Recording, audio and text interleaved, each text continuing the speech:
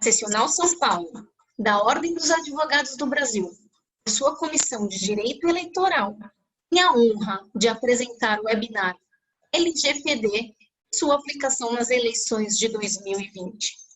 Evento promovido pela referida comissão, com apoio da Comissão de Cultura e Eventos da UAB São Paulo. Informamos que esse evento compactua com um dos Objetivos de Desenvolvimento Sustentável, um pacto entre a UAB e a ONU. O objetivo é paz, justiça e instituições eficazes. Com a palavra, senhoras e senhores, nossa ilustre doutora Thaís Borja Gasparian, membro consultora da Comissão de Direito Eleitoral e agora nossa mediadora.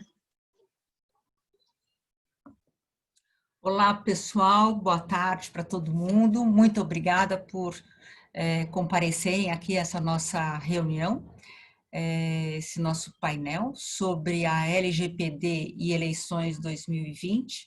Agradeço a todos, agradeço principalmente o convite feito a nós todos, pelo presidente da OAB, pelo nosso presidente da Comissão de Direito Eleitoral também, para estarmos aqui presentes, pela oportunidade de podermos debater com vocês aqui com alguns assuntos e com esses nossos ilustres e queridos panelistas. Eu vou começar para fazer a apresentação de todos eles. Nós vamos começar com algumas colocações, eu vou fazer algumas perguntas para eles e depois vocês terão a oportunidade de mandar as perguntas pelo chat. Eu vou tentando mediar aqui, tentando fazer essas perguntas, dirigir essas perguntas aos nossos panelistas. O Francisco Brito Cruz, ele é diretor do Internet Lab.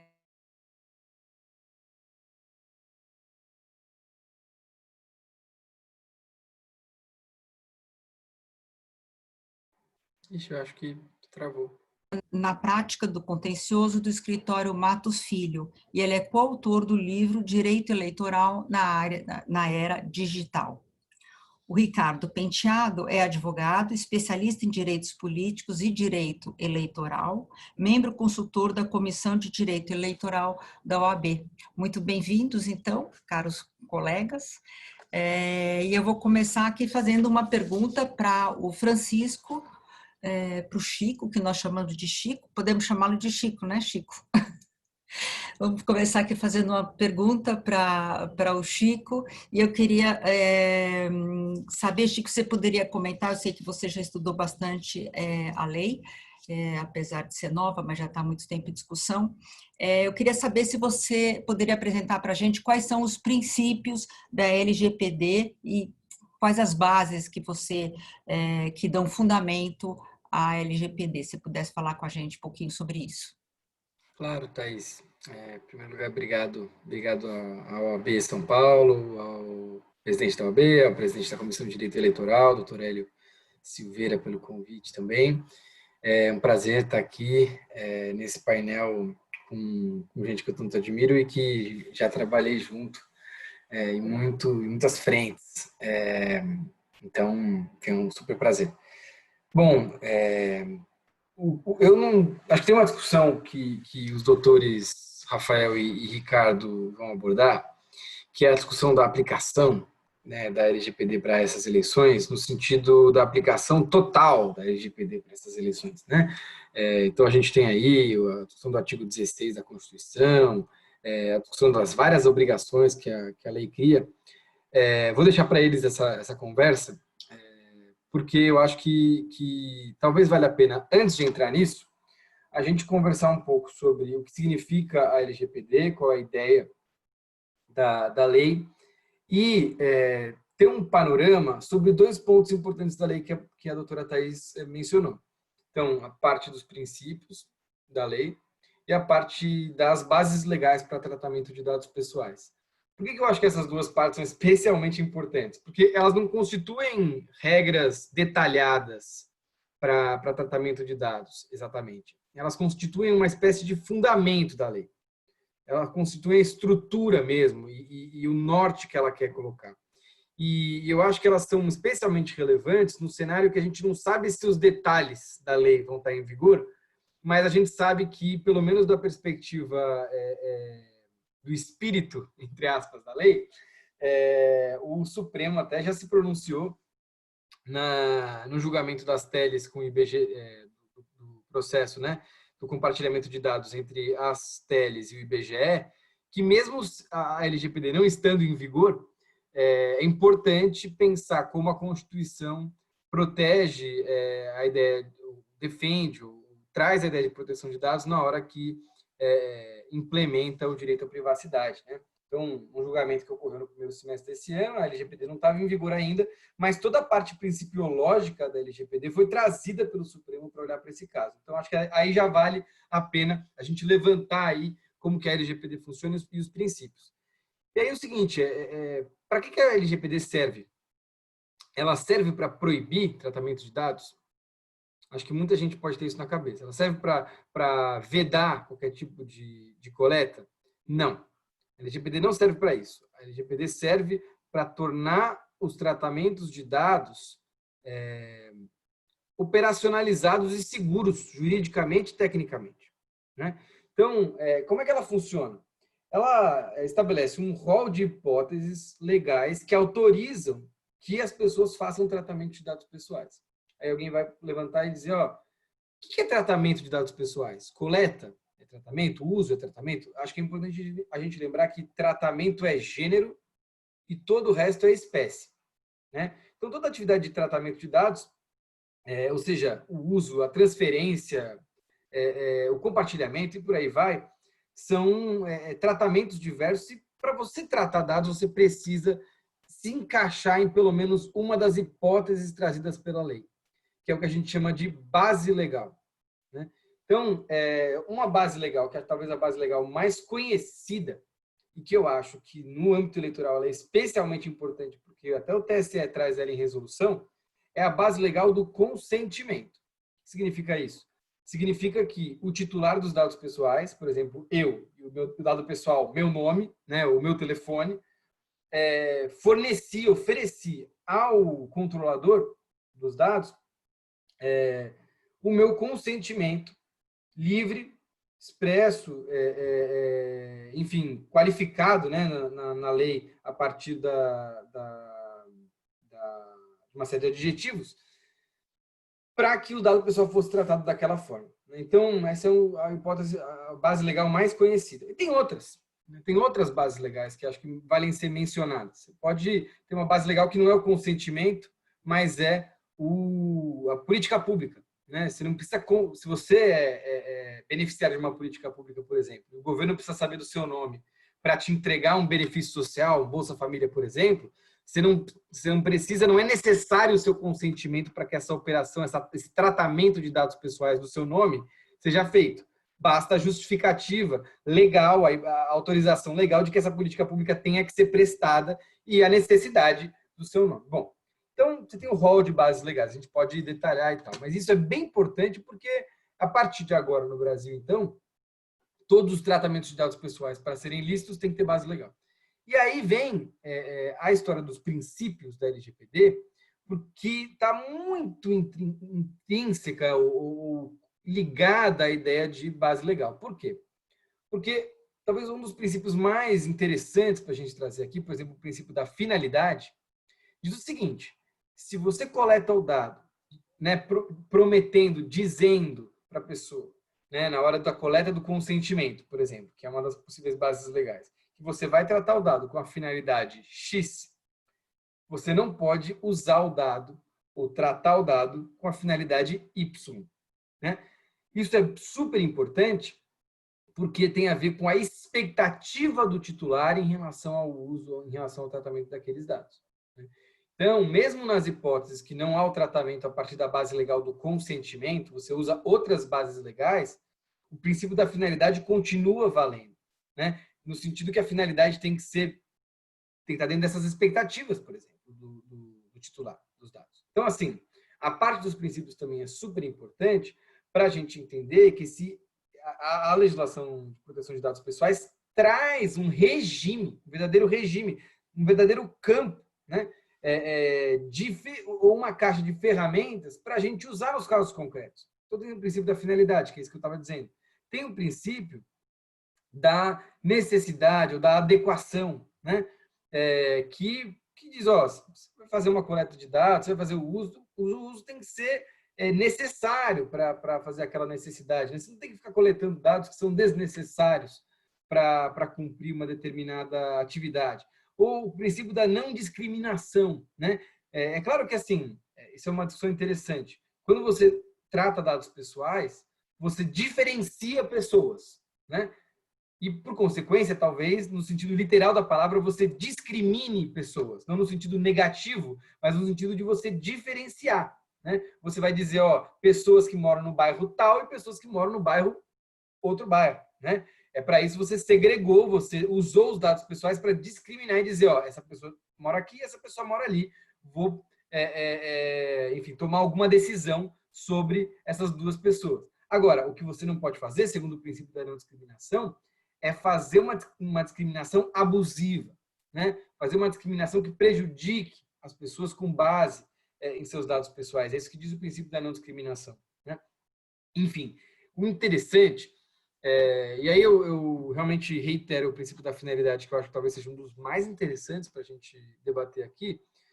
O que é interessante é o seguinte: se a LGPD nos fornece esse ferramental, talvez ele já seja um ponto de partida para que a gente inicie um processo de aprendizado sobre proteção de dados no âmbito eleitoral, né? O que quer dizer isso? Quer dizer que a gente não vai resolver as questões de proteção de dados nessa eleição. Como eu estava dizendo alguns dias atrás, a história da proteção de dados no Brasil começou agora. Antes a gente tinha uma outra coisa, a pré-história da proteção de dados no Brasil, porque a gente não tinha regime instalado, né? Agora que começa a nossa curva de aprendizado. Então, não dá para a gente aprender tudo de uma hora para outra. Isso não dá.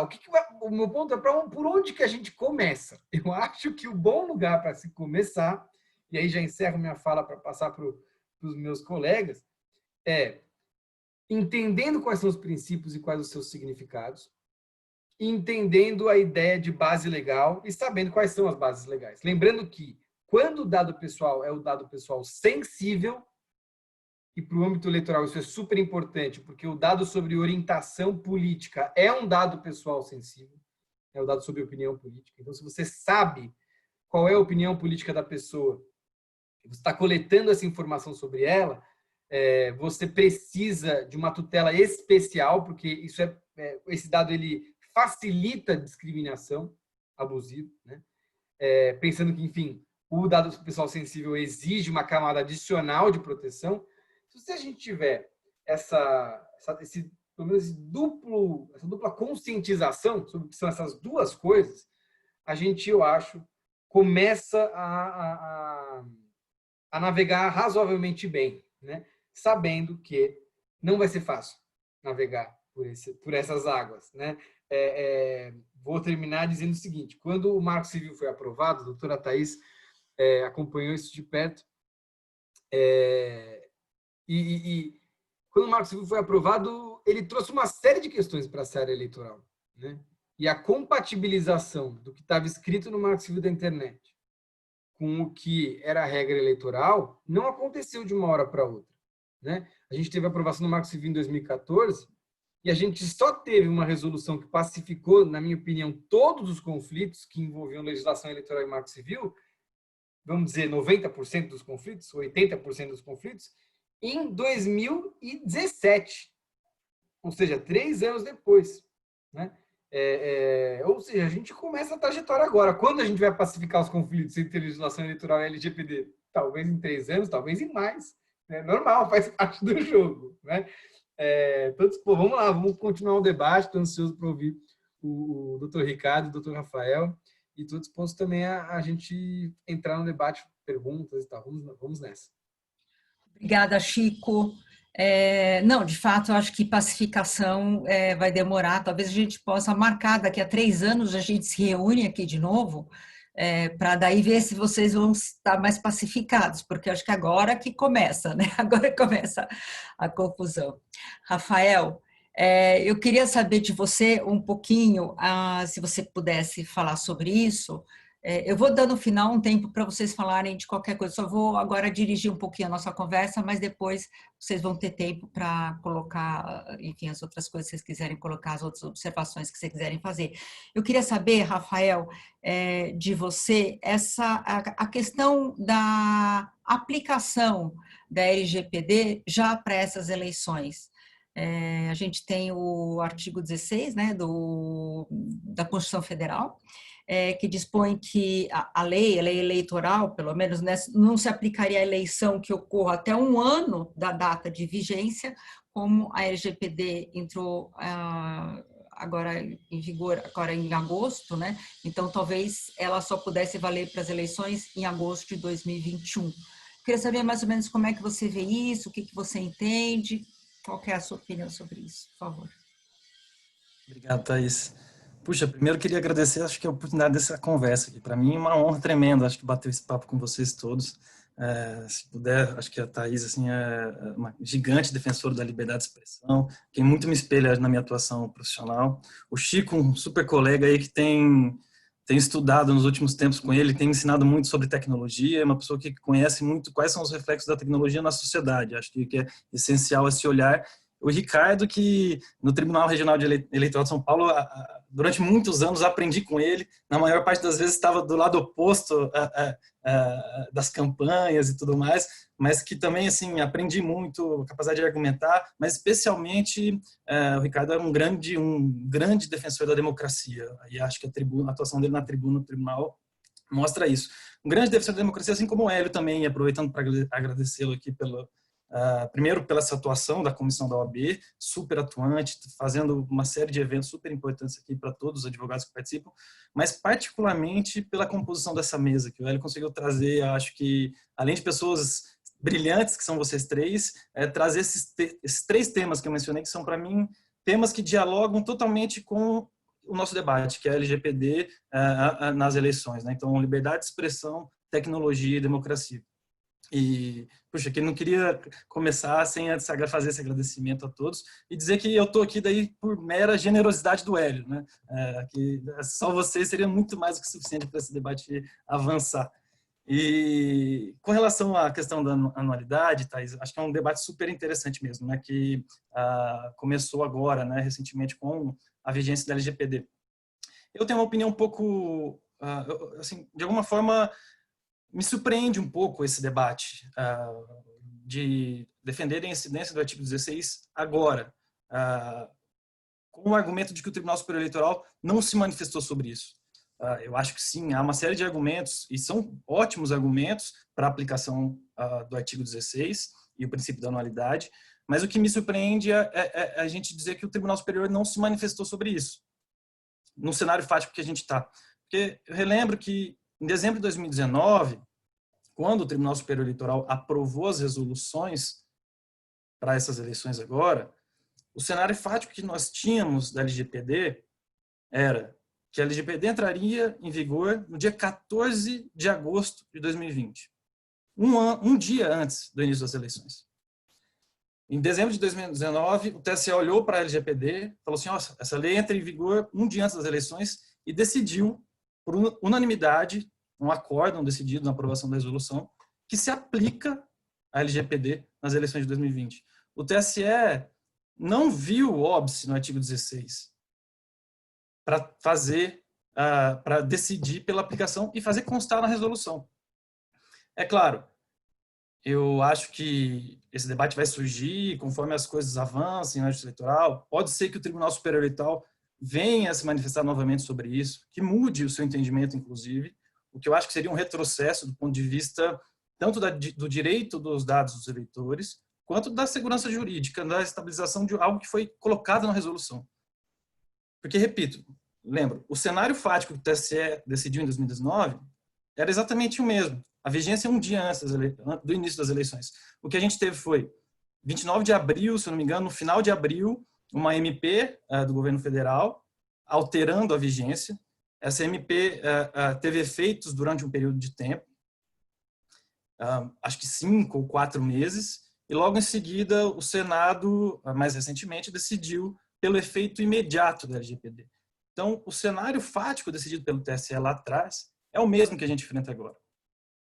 Isso não significa, do meu ponto de vista, que a LGPD se aplica e todas as obrigações que estão impostas lá na lei se aplicam para todos os candidatos, para todos os partidos políticos. Não é esse o meu entendimento.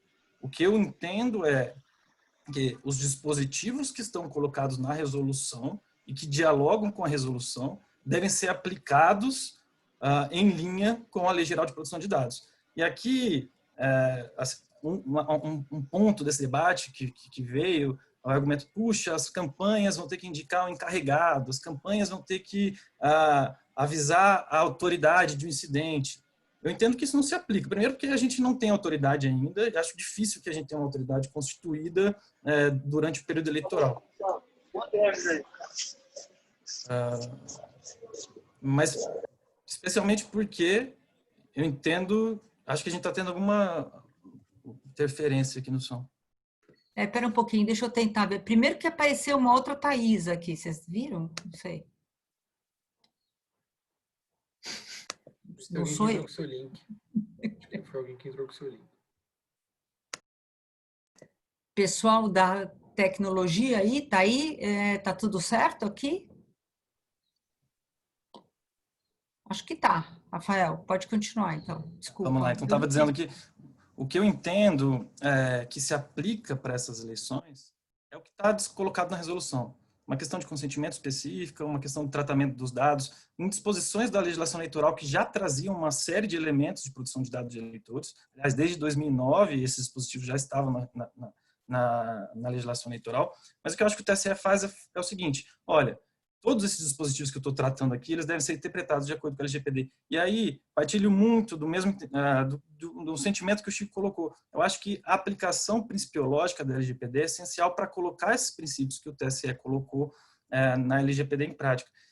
E ressalto, acho que um ponto que é importante destacar é que a gente fala, né, um dos debates que surge é, puxa, mas as campanhas precisam se preparar, não se preparar. De fato, concordo, a gente teve uma super instabilidade, né? LGPD, enfim, aprovada, não aprovada, vigência, enfim, alterações de datas, uma confusão, insegurança jurídica total. Mas eu queria lembrar que se a LGPD não for aplicada nas eleições, o que a gente tem é um Marco Civil. E o Marco Civil, ele prevê direitos para o usuário na internet, que são, aliás, mais rigorosos do que a própria LGPD. A LGPD ela estabelece várias bases legais, e a gente vai poder discutir se só é consentimento, naquela questão de opinião política, se pode ser interesse legítimo, se o partido pode tratar dados com base na base legal de execução contratual, mas o Marco Civil, como ele está disposto hoje, ele estabelece que é direito do usuário que seus dados sejam tratados mediante consentimento. Então, se a gente não tem a LGPD, e aí a gente está falando dos dados tratados na internet. Então, um candidato cria um formulário que vai coletar esses dados para depois encaminhar campanha eleitoral. A gente está falando da incidência do Marco Civil da internet que é mais restritiva ainda do que a LGPD. Então, e daí, de novo, acho que dialogando com o Chico aqui, acho que a gente tem muito que aprender.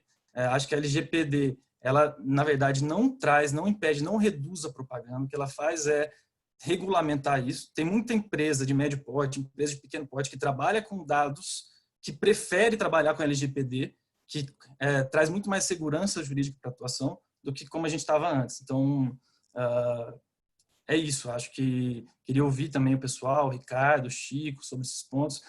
De fato, é uma super dificuldade a gente ter que lidar com esse cenário de insegurança que foi esse processo de aprovação.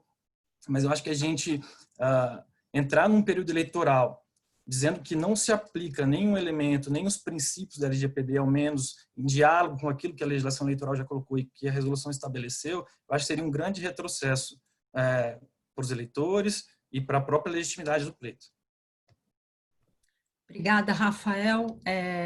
Eu acho que você tem razão no sentido de que não podemos fugir do fato de que coleta e uso de dados precisam ter alguns limites, né?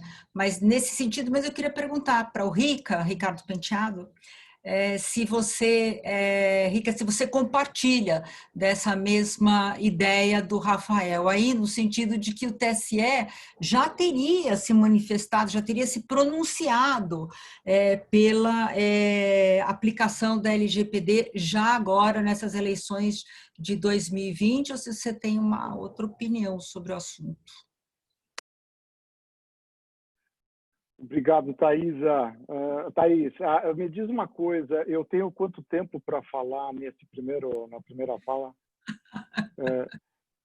Você tem que responder a minha pergunta, Rica, não vou Não, enrolar. claro que eu vou responder. Você responde a minha pergunta, depois a gente vai fazer outras perguntas.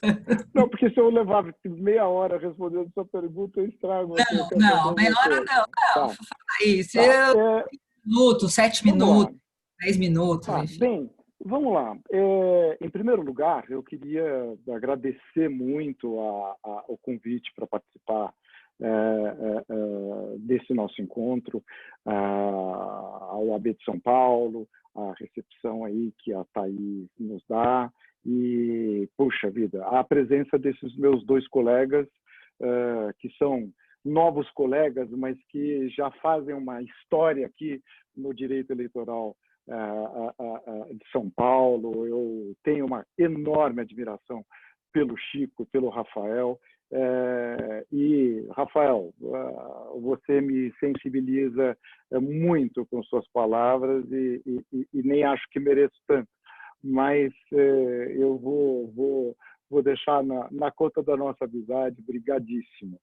Bom, mas vamos lá. O Chico pontuou muito bem, vamos dizer, os princípios gerais da Lei de Proteção de Dados, e o Rafael ficou com uma questão mais pontual. Eu vou, nesse primeiro momento, tendo em vista até essa obra recente do Rafael, tentar falar um pouco a respeito do efeito do artigo 16. E respondendo à pergunta da Thaís, sim, o Tribunal Superior Eleitoral ele já se pronunciou num determinado momento.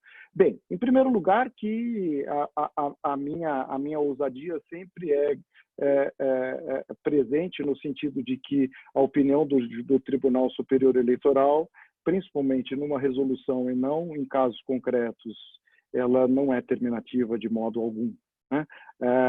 E que ela sempre pode ser discutida. Até porque a opinião do Tribunal Superior Eleitoral muda uma vez por eleição, a gente vê. E quando não muda 2 ou 3 vezes na mesma eleição, como a gente pode colher muitos e muitos exemplos.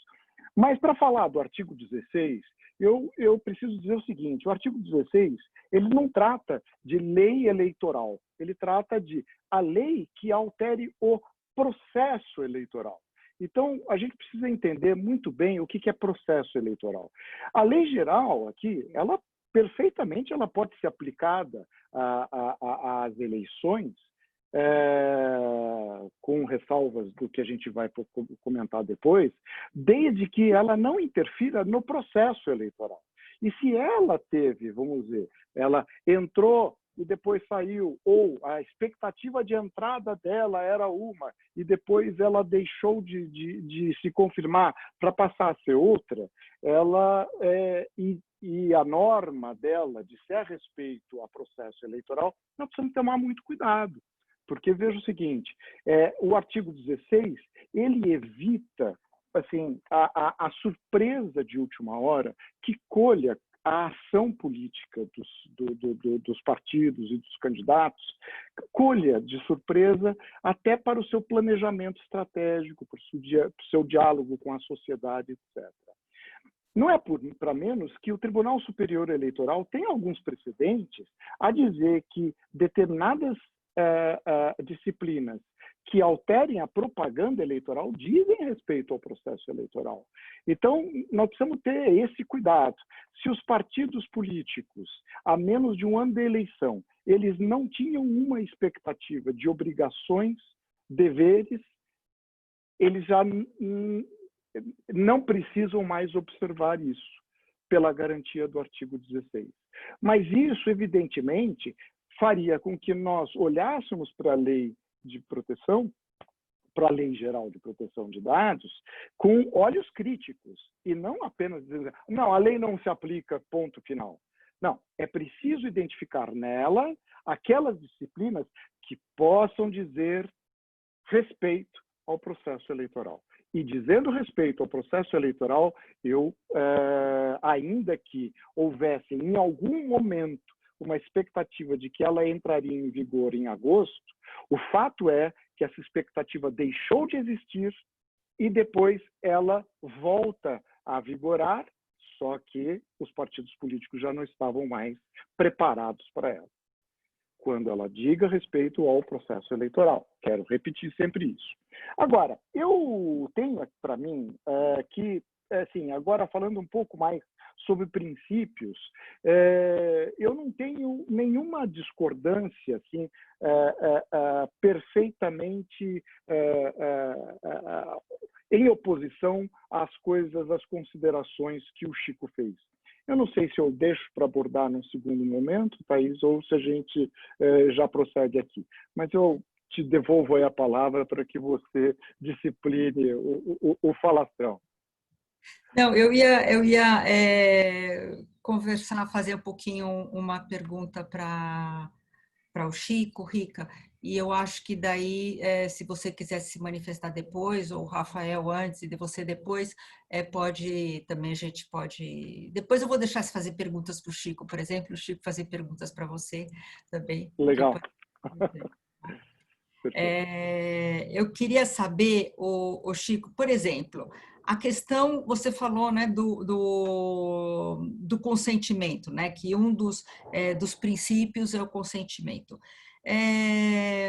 Por exemplo, para o cadastro que os partidos políticos podem ter dos eleitores, como é que eles vão conseguir, como é que os partidos políticos, eles devem, se precisam, ou na sua opinião, obviamente, obter um consentimento adequado, né? Porque essa daí que é a expressão, consentimento adequado dos eleitores para a utilização do cadastro. Você acha que agora eles devem, tendo posse de um cadastro, eles já tenham ali nos partidos, eles devem obter o consentimento de cada um dos eleitores que estão lá cadastrados, para daí, eventualmente, mandarem alguma propaganda eleitoral para esses eleitores? Como é que fica essa situação? Como é que você vê isso?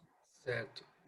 Bom, tem uma discussão que eu acho que é bem importante sobre a ideia do que seria o saneamento de bancos de dados. O que seria isso? Você tem um banco de dados pré-LGPD, né? Pré-Lei de Proteção de Dados Pessoais. Esse banco foi construído de vários jeitos. A lei não estava em vigor, então você coletou de jeitos diferentes, enfim, sem observância a LGPD, porque, logicamente, se a LGPD não estava em vigor, você não teria como observar, né? Mas você tem... Eles existem, esses bancos existem, e na hora que eles vão para o momento, vamos dizer assim, de vigência da LGPD, eles precisam ser saneados. Ou seja, eles precisam ser repensados a partir da lógica da LGPD. E qual que é a chave, na minha opinião, aí? A chave é pensar qual a base legal que eu vou justificar, o que eu vou usar para tratar esses dados. Se eu não tenho consentimento, eu não posso usar o consentimento, tem que usar outra coisa. E aí a gente vai ter que ou saneá-los no sentido de obter o consentimento em relação àquele banco de dados, ou usá-los, ou usar esses dados com outra base legal mesmo. Aí você vai me dizer, bom, mas tem poucas bases legais disponíveis. Por exemplo, um banco de dados de uma candidatura ou de um candidato que ele já tinha antes, né, da LGPD. Né? Bom, mas o ponto é que o tratamento de dados pós-LGPD, e aí a gente, enfim, deixando à parte a discussão do artigo 16, tá? Mas o tratamento de dados pós-vigência da LGPD, ele é um contínuo. Então, não adianta você ter tratado o dado ontem que não tinha LGPD sem base legal. Se você vai tratar ele hoje, você precisa de base legal, né? Então, é inevitável que a gente tenha que ter entre aspas, um saneamento desses bancos de dados. Isso vai acontecer não só com os partidos políticos e com as candidaturas, isso está acontecendo com todos os setores. Todos eles, porque são todos eles que são tutelados pela LGPD, né? Agora, tem uma coisa que é importante sobre o consentimento, que é os adjetivos, né, que o acompanham, né? A ideia de um consentimento livre é que ele não pode ser sob coação. A ideia de um consentimento informado significa que você precisa dizer a finalidade, por exemplo, voltando à ideia do princípio da finalidade. Né? Você tem que informar para a pessoa a finalidade. E a ideia do consentimento seja inequívoco, que é outro adjetivo, é que você não pode ter dúvidas que a pessoa deu de fato. A gente, quando as campanhas observarem, olharem para como obter o consentimento das pessoas, é bom olhar quase como um checklist, né? Quase como uma listinha. É livre? É livre. É inequívoco? É inequívoco. É informado? É informado. Bom, então pelo menos eu tenho alguma noção de que está no caminho certo, né?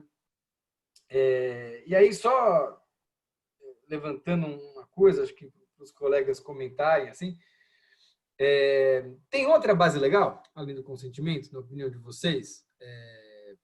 Tem uma base legal específica na lei, que é a ideia do legítimo interesse do controlador, né? O legítimo interesse é aquilo que o controlador pode, vamos dizer, uma finalidade que o controlador talvez não soubesse antes, que está dentro do que ele precisa para apoiar ou promover as suas atividades, e uma finalidade que não se choque com a expectativa do titular dos dados, né? Isso é possível? Usar o legítimo interesse na seara eleitoral? Faz sentido, né? Usar o legítimo interesse na seara eleitoral? Ou precisaria da gente esperar a Autoridade Nacional de Proteção de Dados ser montada para ela, vamos dizer, detalhar o que é legítimo interesse, para a gente ter segurança jurídica para usar essa base legal, né? Pensando em ser criativo mesmo, porque eu acho que as campanhas vão ter que ser criativas em olhar para as bases legais diferentes, né? Porque mesmo essa discussão do 16, e aí termina, essa discussão do 16, ela não invalida o risco que vai existir, o risco jurídico que vai existir a partir da possível aplicação da LGPD para as campanhas, né? Tendo em vista que o TSE não pacificou a matéria pós-confusão, né? Como disse o Rafael, ele falou antes da confusão da vigência, e a campanha eleitoral começa em dias, né? Ninguém garante que ele vai falar alguma coisa, que o TSE vai falar alguma coisa até a campanha começar. Então, pelo menos durante esses dias, algum tipo de orientação as campanhas têm que ter, né? Em relação à base legal. Um pouco por aí, assim. Será que tem alguma coisa para além do consentimento? O que vocês acham, assim? E como o Ricardo falou, quer dizer, o TSE pode falar, pelo menos parecer que pacificou a questão agora, mas daqui a alguns dias pode parecer que aquela questão não havia sido pacificada. Então, quer dizer, não sei se tinha algum tipo de pacificação mesmo possível. Mas, claro, a gente está falando agora, falando nessa parte agora, nós estamos falando caso, deixando o artigo 16 da Constituição Federal de lado, né? Porque nós estamos tratando como se estivesse sendo aplicada, se bem que eu entendo as considerações aí de ambas as partes, e principalmente a do Rica, né? De que, enfim. O que eu queria saber de você, Rafael, afinal de contas, você, com a questão do consentimento, porque o Chico falou do consentimento ali, falou que cada vez que você for usar, você tem que obter o consentimento Thaís, informado. Oi. Só vou dizer, não é para cada vez, tem que obter bom. lá atrás, Não, e aí, para cada objeto, tratamento, o consentimento precisa ser olhado pelo controlador para ele saber se tem ou não tem, mas não precisa pedir cada vez, né? Senão... Certo, para cada tratamento, ok. E o consentimento, mas então para cada tratamento, o consentimento precisa ser adequado, precisa ser inequívoco, precisa ser informado, enfim. Rafael, o que você pensa aí disso, sobre essa questão do consentimento? Pois é, essa questão do consentimento acho que é uma das questões colocadas pela resolução que traz dúvidas para todo mundo que está pensando nesse debate, né?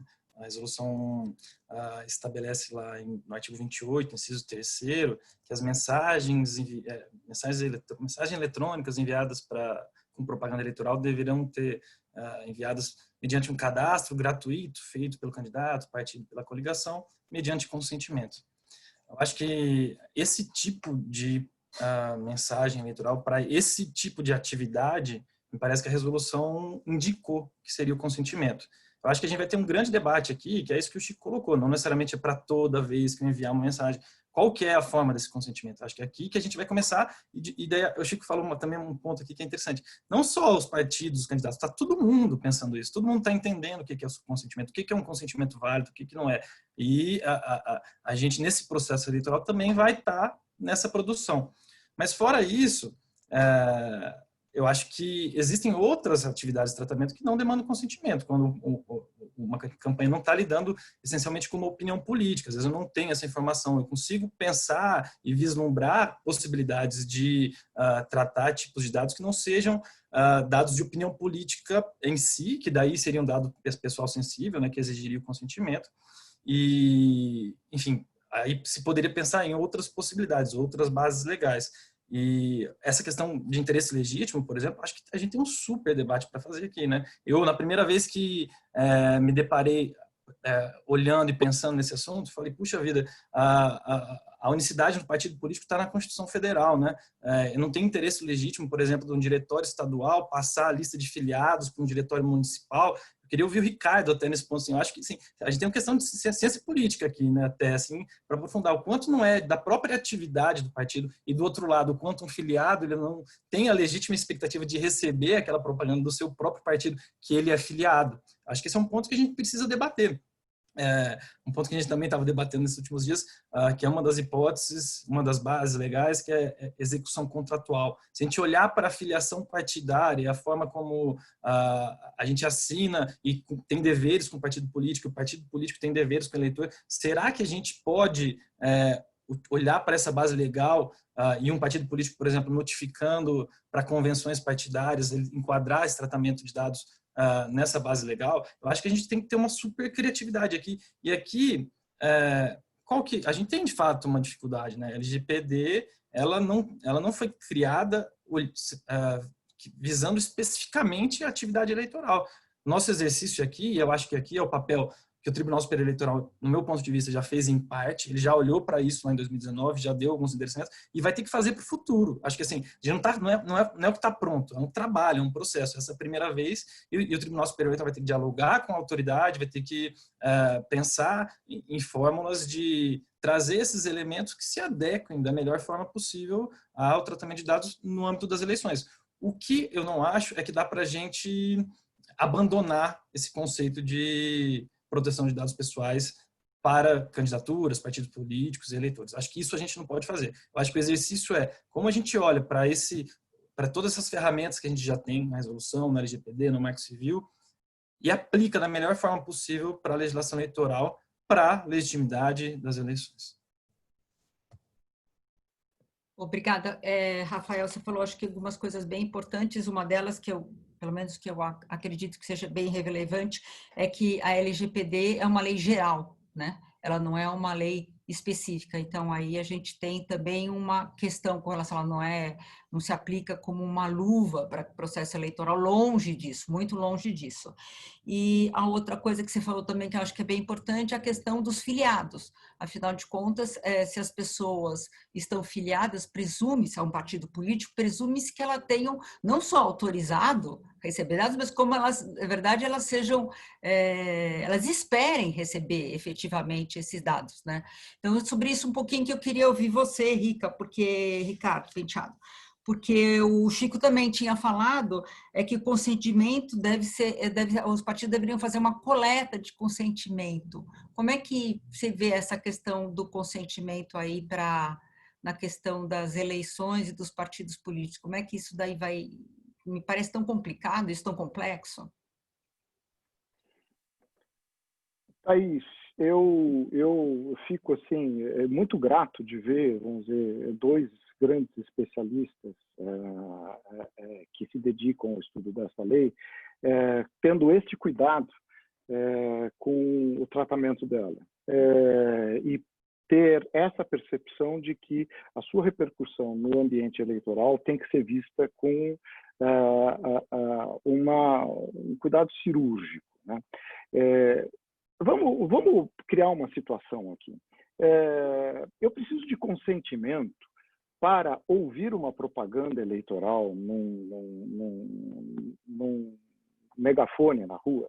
Eu preciso de consentimento para ouvir uma propaganda eleitoral no rádio.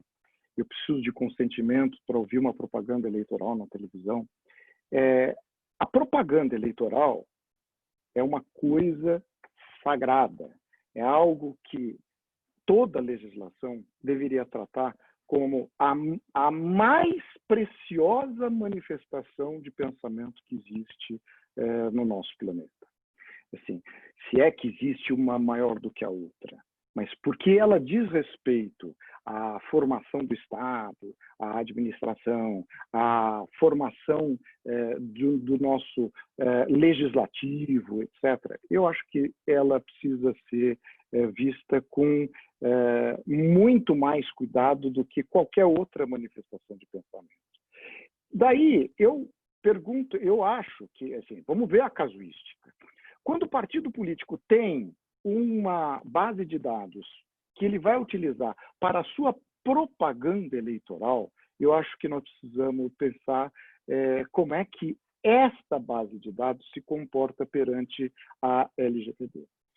Se ele tem uma base de dados que não vai ser usada para comunicação com o eleitor, mas para uma outra atividade, eu acho que aí nós precisamos ter realmente uma outra abordagem. Mas quando se diz respeito à comunicação, à difusão de propaganda eleitoral, em primeiro lugar, nós temos regras especiais.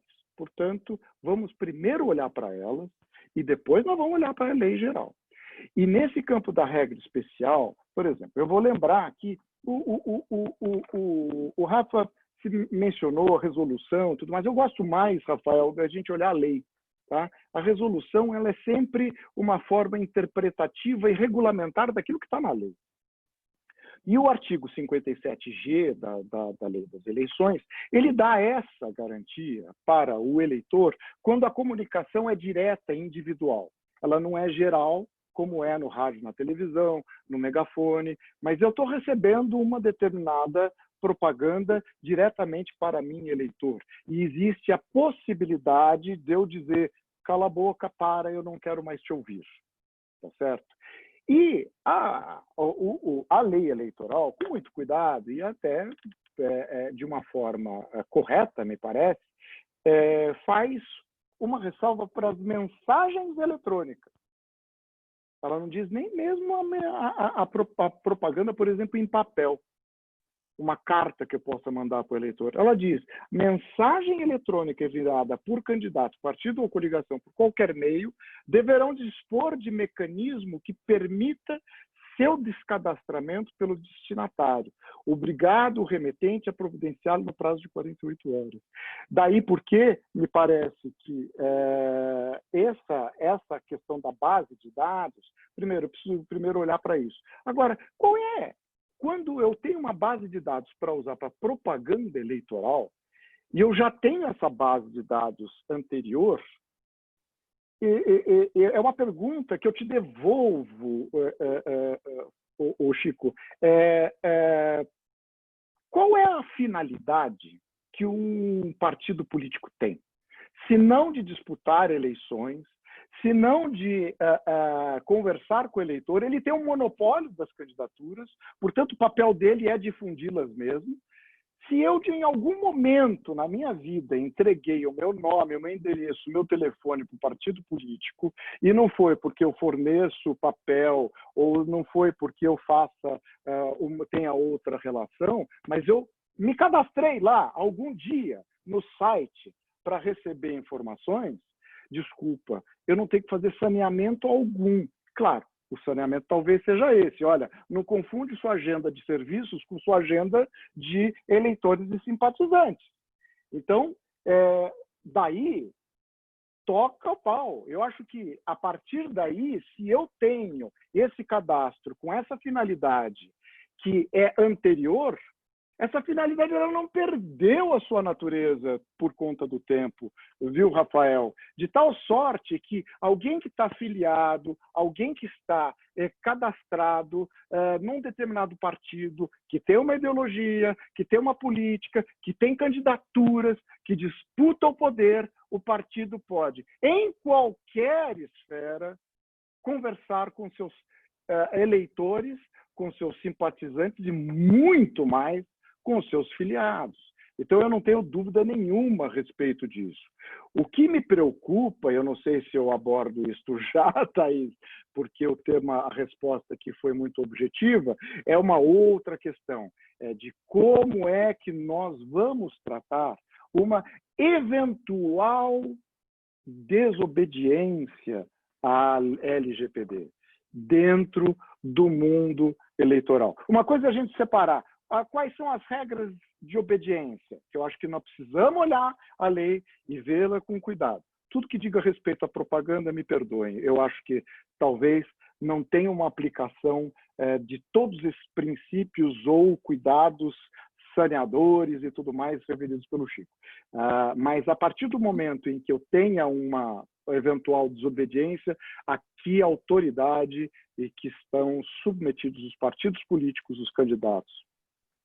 Então, vamos fazer o seguinte, eu queria que o Chico antes respondesse, o Rafael puder comentar também, essa questão que você levantou com relação ao cadastramento, à base legal de dados que o partido tenha e que ele já tenha adquirido essa base de dados porque alguém se cadastrou e não confundindo as agendas de serviços, agendas de eleitores e tal. Vamos falar sobre isso e em seguida a gente vai falar sobre a eventual desobediência à lei da LGPD e qual seria a autoridade que se aplicaria a isso. Chico, pode falar sobre isso antes? Claro. Eu acho que o doutor Ricardo, se a gente degravar a fala dele e colocar numa petição, ela serve, vamos parecer, ela serve para sanear uma série de bancos de dados dizendo ou estabelecendo ou argumentando que a base legal de tratamento é o interesse legítimo, o legítimo interesse dos partidos. E isso pode ser um argumento. O meu ponto em relação a saneamento, para falar bem a verdade, é que a gente não pensava nisso antes, agora a gente vai ter que pensar e dar algum argumento para isso, né? No sentido de que a gente agora vai ter que limpar as incertezas que rondam isso, saneá-las de alguma forma. E eu não digo isso da perspectiva jocosa só, eu acho que pode ser uma hipótese, de verdade. Como disse o Rafael, né? Qual que é a atividade, como é que a gente define a atividade partidária, né? Como a gente define a relação do partido com o seu filiado, né? O que eu discordo um pouco do doutor Ricardo é a história se a pessoa deu alguma vez o nome, meio que para sempre Estado pode ser tratado. Porque eu acho que a cada vez que for tratado, esse exercício de olhar para a base legal e ver se bate, tem que acontecer, não vai ter jeito. Porque mesmo se a gente usar a base legal do legítimo interesse, a gente tem que olhar para a expectativa do titular. Pode ser que depois de muito tempo, essa expectativa diminua, né, de receber uma propaganda. Então, eu acho que a gente não vai resolver essa questão aqui, mas Chico, eu acho que... Desculpa, mas mesmo considerando o artigo 57G, que fala sobre o descadastramento, porque veja o seguinte, uma coisa é você imaginar que o sujeito não podia estar lá e aí incidir uma regra de sanção da LGPD. Outra coisa é você ver, ele não está lá e ele quer sair. Então, sim, tem essa porta de saída e a legislação eleitoral a ela se refere. Sim, não, e tem o próprio direito de oposição ao tratamento de dados pessoais, que está na LGPD, chamado direito de opt-out, né, que, de certa forma, complementa, inclusive, funciona como um importante instrumento em relação aos tratamentos por legítimo interesse do controlador, né? Muito da argumentação da existência do direito de opt-out é porque o controlador pode tratar dados sem consentimento, né? E a lei permite que ele trate. Sobre a história da lei especial e da lei geral, eu acho uma discussão muito instigante. Eu acho que a gente já teve essa discussão com o Marco Civil, inclusive. O que é mais especial? A conduta ser feita na internet ou a conduta ser eleitoral? As duas coisas são especiais, entre aspas, de alguma forma. Vai ter as pessoas que vão achar de um jeito e outras pessoas que vão achar de outro, a gente vai ter que achar o meio termo, né? E aí, eu acho interessante citar o Marco Civil, não só por conta dessa analogia, mas porque se o tratamento ou a coleta de dados é feita pela internet, uma coisa interessante da gente lembrar é que não se aplica só a Lei Geral de Proteção de Dados Pessoais, mas se aplica o Marco Civil da internet também. E o Marco Civil não tem discussão sobre o artigo 16, certo? Então, se, por exemplo, eu vou coletar dado pessoal na internet, eu preciso de consentimento mesmo, né? Não tem muita saída. Agora, eu acho que... Vou fazer um mini comentário sobre a coisa da fiscalização e da autoridade, porque eu acho que tem a ver com a história do que se aplica, do que não se aplica e tal. Eu acho que a gente...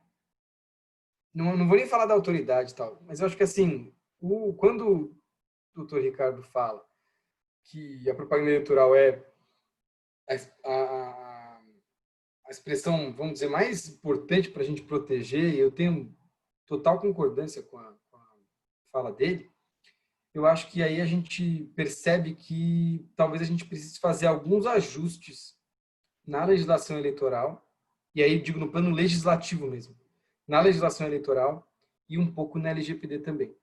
Eu tenho preocupação da gente, e isso para o ano que vem, tá? Na reforma eleitoral, sempre ano ímpar, né? Como sempre, essa possibilidade existe, né? De que a gente vai mudar alguma coisinha aqui ou ali. Então, assim, eu acho que a gente deveria pensar em ajustar uma coisa ou outra, né? No ano que vem, com calma, pegando por base a experiência dessa eleição, e talvez uma das coisas para a gente dar uma boa ajustadinha seja a questão da fiscalização. Porque, enfim, a gente já falou aqui até que a Autoridade Nacional de Proteção de Dados, ligada ao Executivo Federal, não é independente, tal, então pode gerar uma série de dúvidas aí. Então, eu até fico pensando que algumas exceções, ou até hipóteses diferentes de tratamento de dados, tal, podem ser esclarecidas até pela atualização da legislação eleitoral, na minha opinião. Porque a legislação eleitoral que fala de cadastro, eu acho desatualizada. Por mais que haja um exercício da resolução, de trazer uma atualização dessa parte, na resolução do ano passado, bem ou mal, o 57G, ou especialmente o 57E da Lei das Eleições, traz uma linguagem defasada, né? O que é cadastro de endereço eletrônico num mundo que o endereço eletrônico é uma espécie de um gênero, né, de dados pessoais? Sim. Boa, Chico. Sim. Rafael, e aí? O que você acha dessa questão ainda do consentimento? Se você quiser falar sobre isso, ou então sobre a questão já que o Rica propôs para todos vocês, de certa forma, que é como é que a gente vai tratar uma eventual desobediência, quem seria a autoridade aí na justiça eleitoral, perante a justiça eleitoral, pelo menos nas eleições?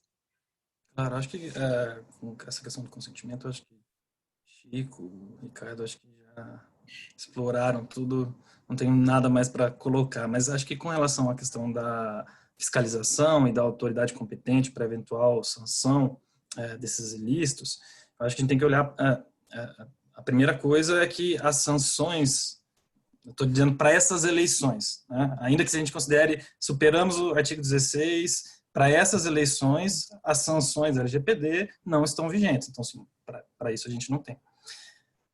Se depois a autoridade vai poder sancionar partidos, por exemplo, impedir uma propaganda eleitoral, eu acho que não, concordo com o Chico aqui, a gente precisa olhar para isso no futuro, mas vamos ficar nessas eleições de 2020. Então, eu acho que as sanções não são aplicáveis, a autoridade não pode sancionar partido político candidato para essas eleições, mas eu acho que a justiça eleitoral pode, deve, eu acho que vai sancionar, porque ela tem uma série de mecanismos explorando a própria legislação eleitoral, eventualmente com uma aplicação principiológica ou se remetendo a princípios da LGPD, para sancionar ilícitos cometidos, enfim, candidatos, partidos ou coligações.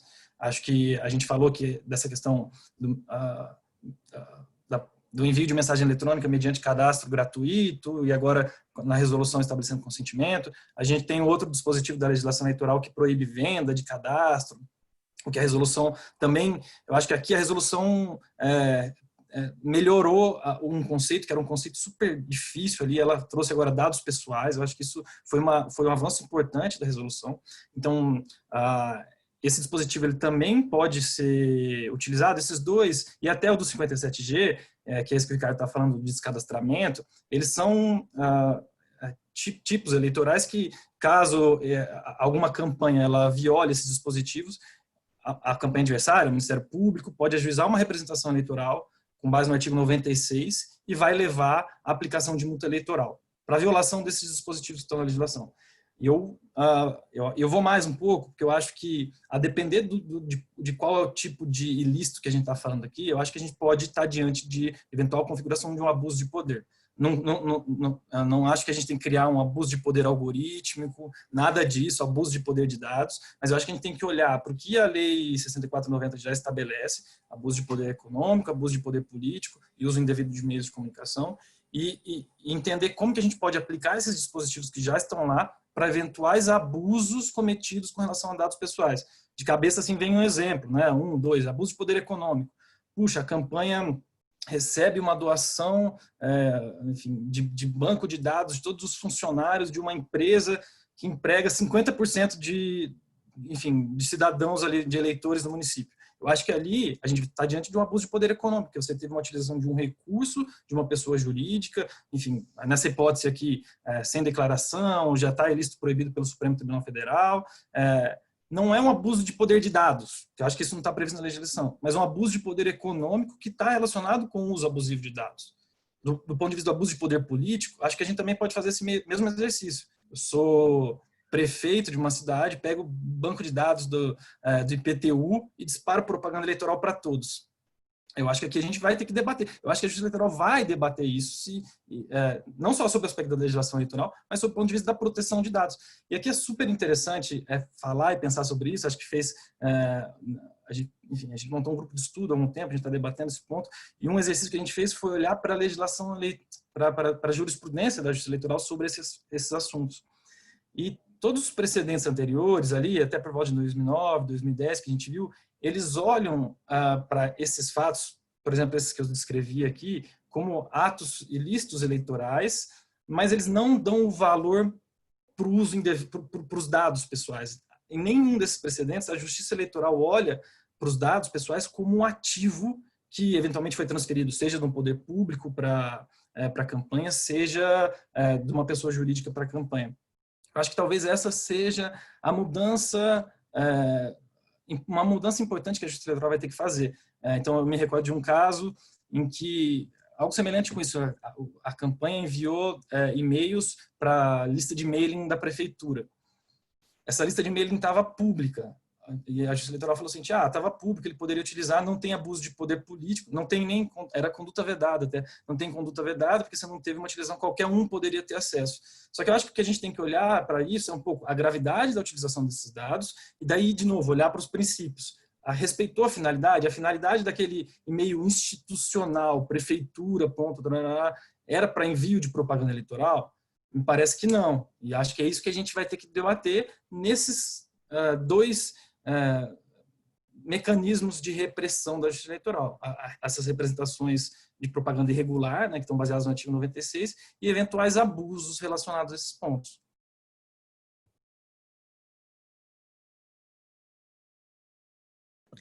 Bom, Rafael, você já tinha comentado uma vez, desculpa, Rica, já vou dar a palavra para você, mas só uma perguntinha. O Rafael tinha comentado uma vez para mim sobre a questão ali de que você acharia que, se eu não estiver enganada, Rafael, você me corrige se eu estiver enganada, de que a Justiça Eleitoral ela infantilizaria o eleitor. Alguma das suas colocações agora revelariam esse tipo de infantilização ou não? Você se refere a um outro ponto disso? Eu acho que quando a gente falou sobre isso, Thaís, assim, eu acho que primeiro, assim, não acho que a justiça eleitoral infantiliza e todas as decisões infantilizam. Não é isso que eu quis dizer. Eu acho que em alguns momentos a justiça eleitoral ela ultrapassa o limite de decisão que estava, na verdade, para o eleitor. Eu acho que às vezes acontece isso. Não acho que é uma conduta geral. Ao contrário, eu acho que a justiça eleitoral ela é super eficiente, é uma justiça, enfim, talvez a mais estruturada e que atue da melhor maneira aqui no nosso país. Mas o que eu acho que o contexto que eu estava trazendo isso é, na verdade, da gente olhar para a LGPD como um mecanismo de combate à desinformação. E daí, assim, na verdade, essa possível infantilização, ela é de um ponto muito específico, que é quando a gente faz a justiça eleitoral tutelar a verdade dos fatos. Eu acho que é nesse contexto que acho que estava falando, assim, porque a LGPD, me parece que é a gente vem, né, claro, dos últimos anos, num período de transição, a forma como a gente se comunica, a forma como a gente faz esse debate, a gente sai de um plano totalmente analógico e a gente vai para um momento de comunicação, de expressão, de debate político, de debate da democracia digital. E isso traz problemas para a gente, assim, até para a própria nossa adaptação, como que a gente lida com isso, quais são os cenários. A gente está debatendo, inclusive, um reflexo disso, né, a produção de dados. E acho que um dos problemas que surgiu disso é a desinformação.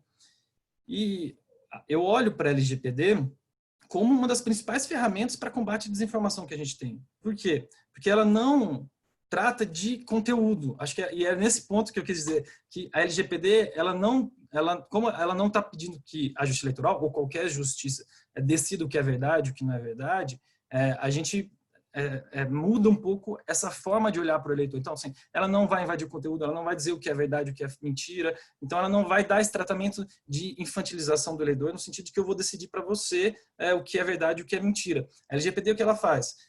No campo, aqui olhando para a desinformação, ela dá uma regulamentação de forma a impedir que um ator malicioso ele acesse aquele eleitor, né, na verdade todo cidadão, a LGPD, que ele acesse aquele cidadão para, por exemplo, encaminhar uma informação falsa, uma informação inverídica.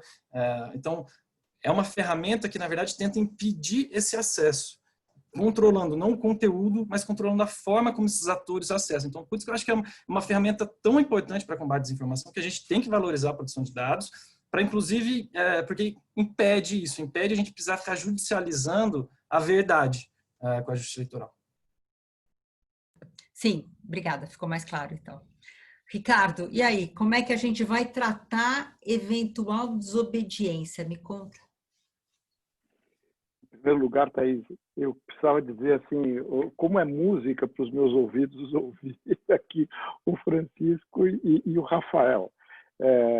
Falando sério, é alguma coisa que me comove, inclusive, como é raro, inclusive, a gente ver esse espírito crítico diante das nossas garantias, dos nossos princípios democráticos e tudo mais.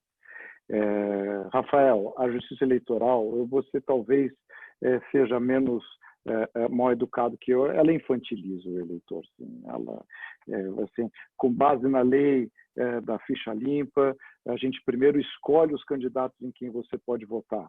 Aí depois, com base em um emaranhado complicadíssimo e situações de alta subjetividade, a Justiça Eleitoral diz se seu voto valeu ou não.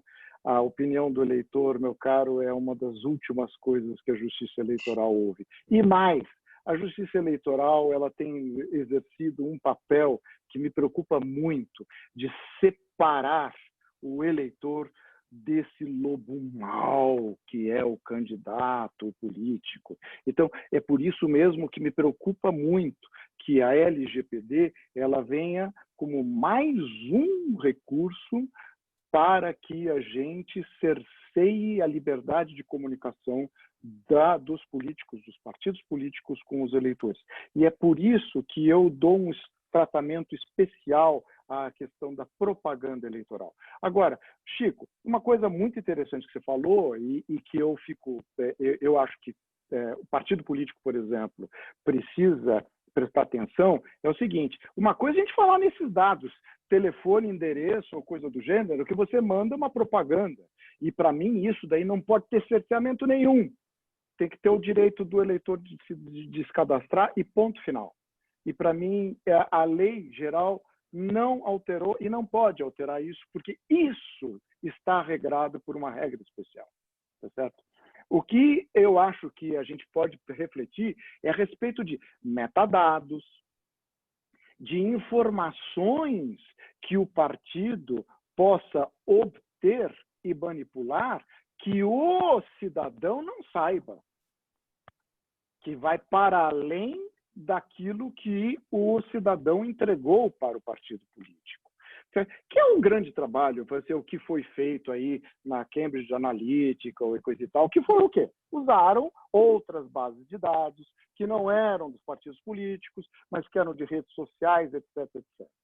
Mas vamos lá, Thaís, vamos falar daquilo que você perguntou, quem é que pode, vamos dizer, intervir na atividade político-partidária e eleitoral quando diga respeito à Lei Geral de Proteção de Dados. E a minha grande preocupação é a seguinte, que toda a lei, ela foi estruturada com uma ordem jurídica e disciplinar que acaba numa Autoridade Nacional de Proteção de Dados. Essa Autoridade Nacional de Proteção de Dados é um órgão que da administração pública direta, né? E hoje ela é integrante da Presidência da República. Mas antes de abordar aqui a competência dessa autoridade, eu quero lembrar o seguinte: o Brasil tem uma tradição muito bonita no eleitoral e é um dos poucos países que tem uma justiça especializada. E a competência da justiça eleitoral, ela começa na Constituição e ela acaba numa lei complementar. O artigo 121 da Constituição Federal diz que lei complementar estabelece regras de competência da Justiça Eleitoral. O que significa dizer que ninguém dá e ninguém tira competência da Justiça Eleitoral sem uma lei complementar. E logo de cara eu quero lembrar para os senhores todos, a Lei Geral de Proteção de Dados é uma lei ordinária. Tá certo? Muito bem. E a lei é da competência exclusiva da Justiça Eleitoral exercer o poder de polícia de propaganda. E se não tivesse isso expresso na lei, ele está implícito na Constituição, porque não adianta você criar uma justiça especializada e dizer, olha, você cuida disso, mas qualquer outro pode cuidar também. Não. A partir do momento que você cria a justiça eleitoral, significa dizer que todo o processo eleitoral está sob a jurisdição dela. Então, veja, agora, uma coisa às vezes não exclui a outra, Thaís. Então, vamos lá. Violação de direito autoral na propaganda eleitoral. Quem é que exerce o poder de polícia primeiro? É a justiça eleitoral. Agora, isso não exclui a discussão individual desse direito e das consequências civis, criminais ou coisa que o valha em outra instância. Mas o processo eleitoral, ele é absolutamente imune, inclusive, à jurisdição de um juiz comum.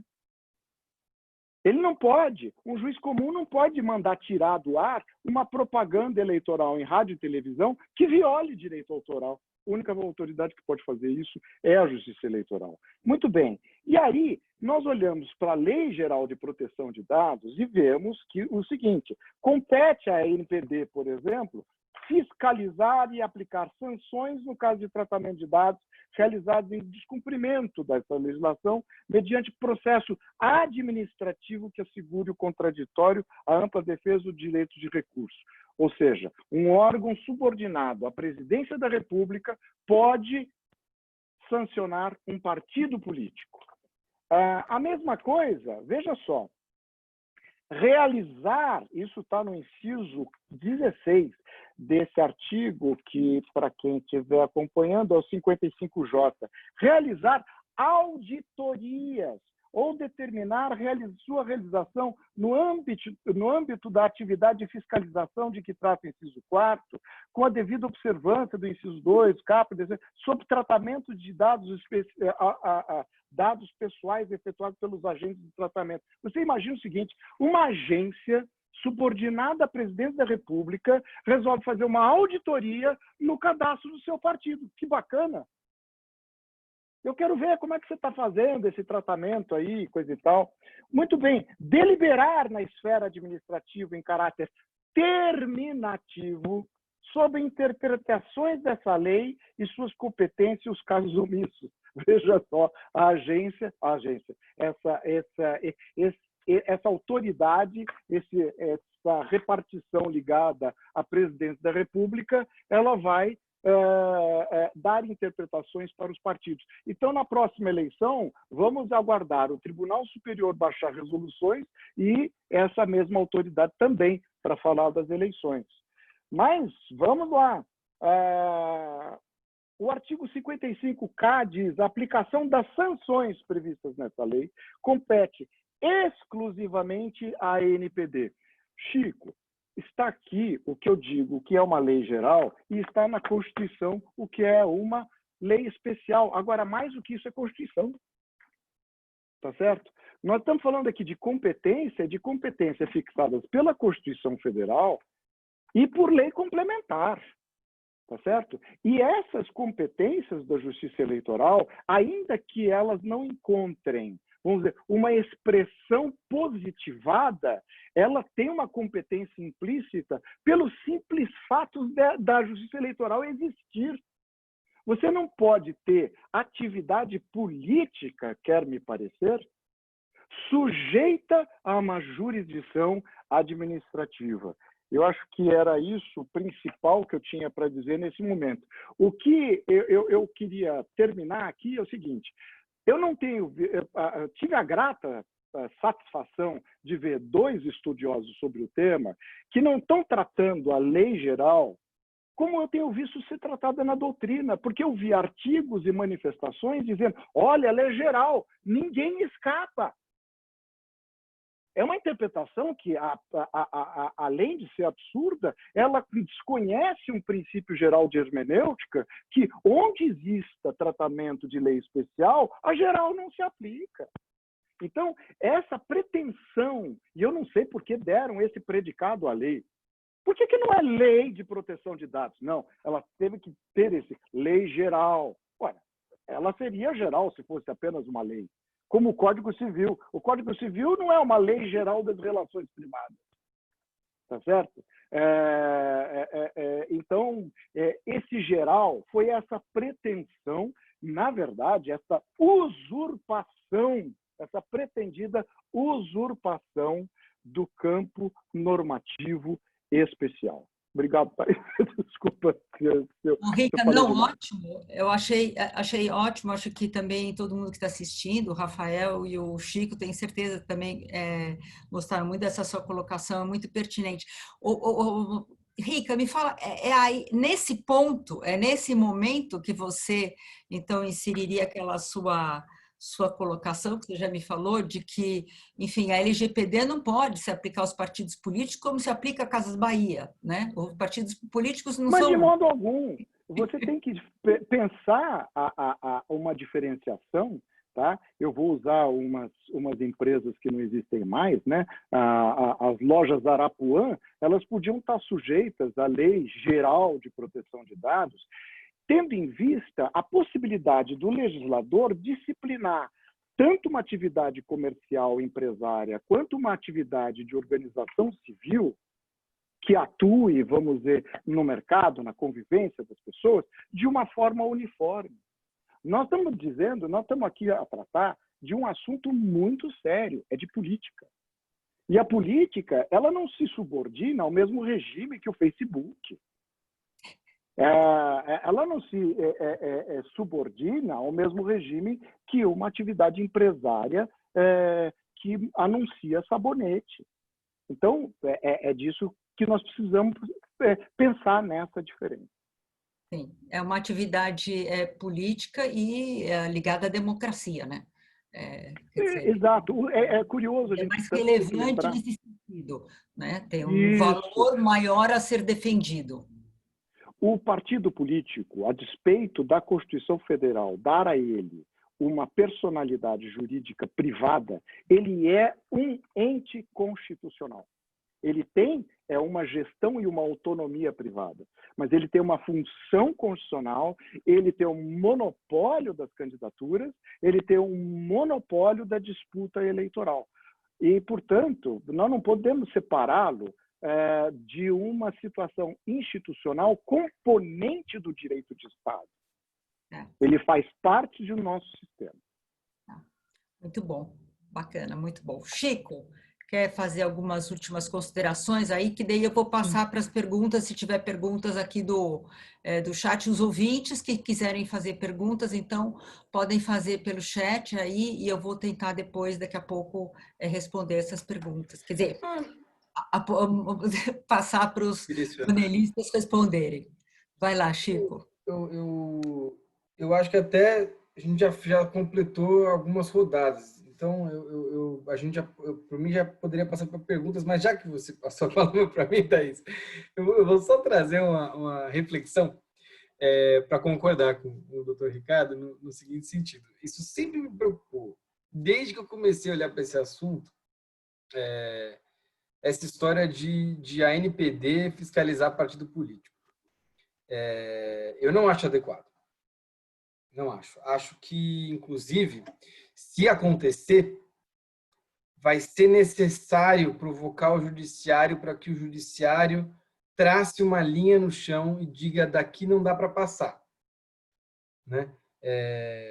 Se, porventura, vamos dizer assim, a ANPD se arriscar nesse mar, né, a navegar nesse mar de fiscalizar, auditar ou sancionar partido político, eu entendo que a Justiça Eleitoral vai ter que entrar na briga, ou a Justiça, ou o Judiciário de uma forma mais ampla até, né?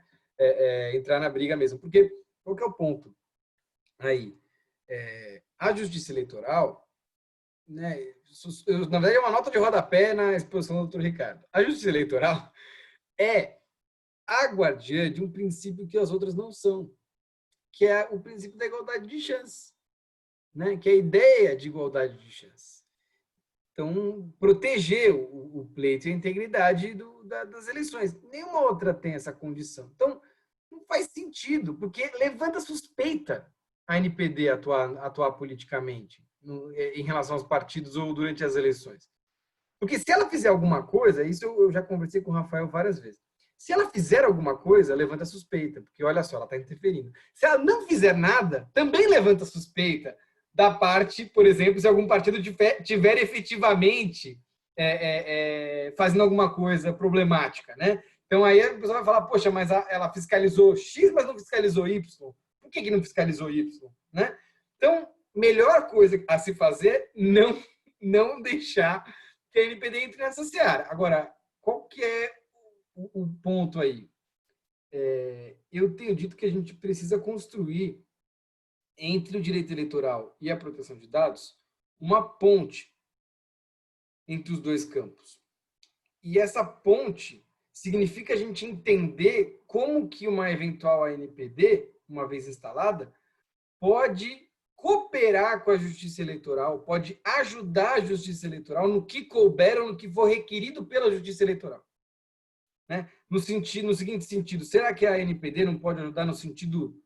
porque ela tem essa função, né, no sentido educativo, os partidos políticos, ou ajudar a Justiça Eleitoral nesse sentido, será que ela não pode fornecer algum tipo de instrução técnica a priori, sem ser em relação aos casos, mas pensando em relação a uma possível consulta, se requerido, enfim, eu não sei se esse é o caso. A gente tem que pensar e, possivelmente, imaginar no ano que vem se a gente não tenta construir algum tipo de solução inteligente, elegante, do ponto de vista legislativo, para resolver esse problema, porque não vai ser resolvido só do ponto de vista da prática. Ele vai ser resolvido, eu acho, com uma outra mudancinha legislativa mesmo, para deixar mais claro. Ó, porque, assim, o cenário, ele projeta um conflito evidente. E esse conflito vai acontecer. Porque aí, assim, daqui para frente, vamos dizer, no processo eleitoral de agora, a gente tem uma possibilidade de algum partido, a gente tem uma possibilidade de um partido efetivamente fazer um mau uso de dados pessoais. Vai ter gente, se a Autoridade Nacional de Proteção de Dados se pronunciar a respeito, vai ter gente reclamando, porque ela vai estar interferindo politicamente, e vai ter gente dizendo, se também ela não se pronunciar, vai ter gente dizendo assim, olha, o executivo não deixou que a Autoridade de Proteção de Dados falasse e tal. Então, assim, é um pouco beco sem saída se a gente não fizer alguma coisa. Ok, Chico, obrigada. E aí, Rafael, o que você acha dessas? Se você quiser fazer algumas últimas colocações para a gente depois... Como que eu vou acrescentar algo, Thaís? Não tem mais nada para acrescentar depois que todo mundo falou. Tem certeza? Bom, então eu vou passar para você, Rafael, uma das perguntas que foram feitas aqui. O Rica já respondeu, mas eu vou também fazer para você. Há uma pergunta aqui sobre direito comparado, né? Como é que é? Como acontece a proteção de dados no âmbito eleitoral a partir de uma visão comparada do direito? É uma pergunta do Arthur. Como é na Europa e nos Estados Unidos, por exemplo, o Rica já falou que nos Estados Unidos não existe uma LGPD, e não parece para o Rica que as garantias constitucionais de lá o permitam. Você pode falar um pouquinho sobre essa questão de proteção de dados aí na Europa ou nos Estados Unidos? Rafael, como é que você... Claro, claro. Eu acho que é uma excelente pergunta, porque acho que a gente tem alguns lugares que as autoridades responsáveis pela produção de dados ficaram responsáveis também pela produção de dados nas eleições. Mas a pergunta, ela é tão interessante porque a questão não é a autoridade, a questão em outros países, a questão é a justiça eleitoral em outros países. Essa que é a diferença. Porque em outros países não há justiça eleitoral como a gente tem aqui no Brasil. Então, a competência que o Ricardo estava colocando de tratar da propaganda e poder de polícia, que é exclusiva da justiça eleitoral, ela não é assim em outros países. Então, acho que essa que é a diferença. E daí, pelo que eu me recordo, né, para a gente tratar um pouco desse tema, assim, acho que na Espanha aprovaram uma lei um pouco mais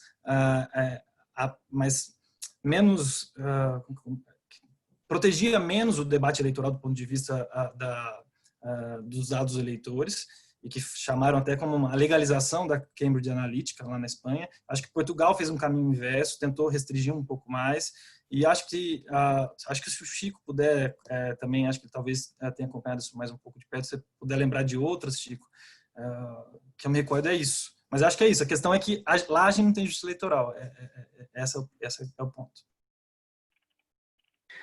Thaís, posso fazer uma pergunta, na verdade uma intervenção, porque eu queria ouvir o doutor Ricardo a respeito. Eu me esqueci na hora que eu falei. Eu concordo com o doutor quando ele disse que a gente tem uma certa desinformação a respeito da LGPD circulando em relação ao processo eleitoral. Então, tem uma coisa que eu achei muito curioso também, que até alguns veículos publicaram, que você não poderia veicular propaganda eleitoral em rede social sem consentimento. Quando, na verdade, na rede social você não envia uma propaganda, você posta uma propaganda, você publica uma propaganda. Então, eu queria até entender, do ponto de vista de quem está ali no dia a dia do assessoramento das campanhas, como que essa desinformação prejudica, porque me parece que prejudica muito, né? A gente achar que, nossa, agora mudou tudo, ou agora não pode mais nada, né? Isso eu acho muito prejudicial, assim. Inclusive a imprensa repercutir, né? Que você não pode, que você precisa pegar uma autorização por escrito para mandar uma propaganda via rede social, que não é um aplicativo de mensagem privada. Você não precisa do endereço da pessoa para mandar, né? Enfim, eu queria ouvir a esse respeito. Porque que é mais ou menos o que o Rica falou. Quer dizer, se você está numa praça pública, depois tem um alto-falante com uma propaganda. Quer dizer, a rede social nesse sentido, é quase que um fórum público, né? Aliás, a gente já tem uma jurisprudência sobre isso em outras searas ali das plataformas digitais. Vai, Rica, fala aí, você com a palavra. Exatamente, Thaís. Assim, em primeiro lugar, eu acho que uma observação e a própria repercussão que a imprensa dá para isso, primeiro, é uma falta de compreensão da própria LGPD, né? E ainda por cima uma falta de compreensão que o cidadão, e por incrível que pareça, às vezes até jornalistas profissionais têm, do que vem a ser a Constituição Federal. Fazendo uma brincadeira, Francisco, outro dia eu estava conversando com um sócio, eu disse, olha, a LGPD é o Buzz Lightyear das leis, né? E chegou um brinquedo novo, todo mundo está encantado com ele, esqueceu de todo o resto, né? E tem uma Constituição Federal cantando para você, amigo, eu estou aqui, né? Existe ainda. Então, existe liberdade de expressão, existe uma série de coisas. Agora, o que acontece, concretamente falando? Uma propaganda no Facebook, que nós sabemos que ela é admitida pela legislação eleitoral, com aquelas especificidades, né, que a própria lei dá, quanto a impulsionamento, etc. E ela está no meio em que qualquer pessoa adere com a sua própria vontade. Se eu tenho uma assinatura no Facebook, é de acordo com um contrato que eu tenho com aquele meio de comunicação, que pode ou não ter, no caso o Facebook tem, né, propaganda política. Pode ser que alguém um dia ofereça para a população uma rede social onde não haja propaganda nenhuma, que era, vamos dizer, até como o Facebook dizia que ia ser, né? E a partir daí é um contrato com o meio de comunicação. O jornal tem propaganda de carro. Eu tenho direito a ter um meu jornal, a Folha, o Estado de São Paulo, qualquer um desses, e sem propaganda? Não. Assim, é um contrato que eu estou fazendo. Então, essas situações em que as pessoas também admitem a não comunicação entre os políticos e os eleitores, ela já é em si absurda. Eu acho incrível que se para uma pessoa se passa pela ideia dela que a lei tivesse feito essa restrição, como é que ela não constrói uma matéria crítica a isso, a essa concepção, por mais equivocada que seja, né? O difícil é admitir hoje em dia que as pessoas cogitem dessa possibilidade. O que significa dizer que quando e se vier uma lei com essa feição, essas pessoas não vão reagir, né? Nós precisamos pensar, e aqui nós estamos sendo mediados por uma autoridade na liberdade de expressão no Brasil, né? Poxa vida, pelo amor de Deus, onde é que vamos parar, né? E quando a gente chegar a esse ponto de proteger as pessoas de qualquer comunicação, inclusive da política. Boa, Rica. Rafael, tem uma pergunta aqui que eu acho que poderia ser dirigida a você. Pergunta da Pati. Poderia ocorrer, eu acho que ela quer dizer se poderia ser proposta uma ação de inconstitucionalidade da LGPD em relação a leis federais mais antigas. Não sei se ela, ou não sei se também ela está se referindo à inconstitucionalidade, talvez com relação à legislação eleitoral, enfim, a que não fosse aplicada para as questões eleitorais, enfim, uma ação em constitucionalidade sem redução de texto, por exemplo. Tá. Eu acho que, assim, do ponto de vista eleitoral da aplicação, eu acho que o que nos espera pela frente são decisões da própria Justiça Eleitoral aplicando isso individualmente. Eu acho que isso a gente vai enfrentar nessas eleições e daqui para frente, para sempre. Do ponto de vista da inconstitucionalidade da LGPD, estou falando um pouco sobre isso, é claro, pode ser ajuizado, mas me parece que se a gente olha para as decisões do Supremo recentes sobre o assunto, parece que o Supremo ele tem se colocado numa posição muito favorável da proteção de dados dos cidadãos, a ponto de aplicar, defender uma aplicação principiológica de uma lei que não estava sequer em vigor ainda, né? Então, ela traz todos esses princípios e olha para a Constituição e fala assim, eu tenho aqui um direito fundamental de proteção dos meus dados, que decorre da autodeterminação informativa, e coloco isso na mais alta valia. Então, assim, eu acho que, claro, se a gente fosse passar aqui ponto por ponto da LGPD, a gente poderia fazer esse exercício, mas acho que não é o caso. Mas de forma geral, eu acho que o posicionamento do Supremo ele é muito favorável à proteção de dados. Eu acho que seria muito baixa qualquer chance de êxito no sentido de tentar levar alguma inconstitucionalidade da LGPD nesse ponto. Ok. Vocês têm... Thaís, posso acrescentar uma coisinha? Assim, eu concordo com o Rafael no que diz respeito ao reconhecimento do direito, né? Mas eu acho que o Supremo será chamado às falas quanto ao instrumento e a forma de proteção a esse direito. Então, quanto a isso que eu gostaria de lembrar sempre, né? Uma coisa é a gente reconhecer, defender determinados valores que a lei pretende tutelar, e outra coisa é a gente olhar de que modo que esses valores estão sendo protegidos e se esse tipo de proteção, essa atuação legislativa, foi além do que podia ir ou violou outro direito. Né? Acho que nisso o Rafael estaria de acordo comigo. Mas o Rica estaria falando que a lei teria ido além do que ela poderia regular com relação às eleições, com relação à justiça eleitoral, com relação aos partidos políticos. Esse é um exemplo. Isso.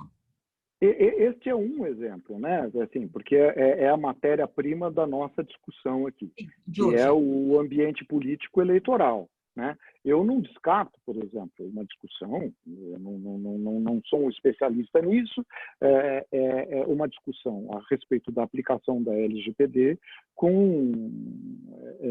por exemplo, na atividade jornalística, numa atividade, desde que você, a partir de um determinado momento, você verifique que o mecanismo utilizado pelo legislador, ele acabou aniquilando uma outra garantia constitucional ou chegando a arranhá-la, eu acho que aí o Supremo tem que ser chamado às falas, ou para inconstitucionalidade ou para uma interpretação conforme.